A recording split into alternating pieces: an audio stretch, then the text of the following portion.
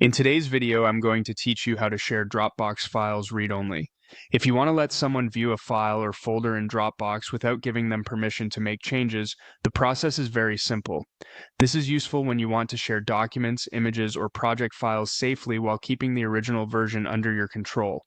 I'll walk you through exactly how to do it clearly and quickly. First, open Dropbox in your browser and sign into your account. Once you're logged in, go to the Files section. This is where you'll see the items stored in your Dropbox, including both individual files and folders. Take a moment to make sure you're in the right location so you can find the item you want to share. Next, locate the file or folder you want to send as read only.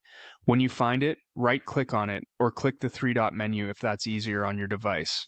From the menu that appears, choose Share. This will open the sharing window where you can control how other people access the item. Inside the sharing window, look for the permission setting.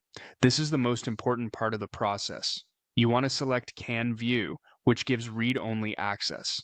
That means the person you share it with will be able to open the file, review it, and in many cases download it, but they won't be able to edit the original file in your Dropbox.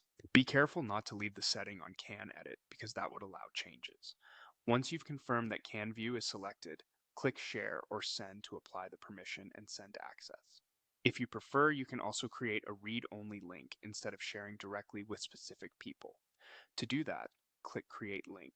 After the link is generated, open Link Settings. In those settings, make sure the access is set to anyone with the link can view. This is what keeps the link read-only. Once that's set, copy the link and share it wherever you need, such as in a message or email. Using this method allows people to open and download the file or folder, but not edit it, which is ideal when you want to protect your content while still making it accessible. Before sending anything out, it's always a good idea to double check the permission one last time so you know it's set correctly. That's how to share Dropbox files as read only.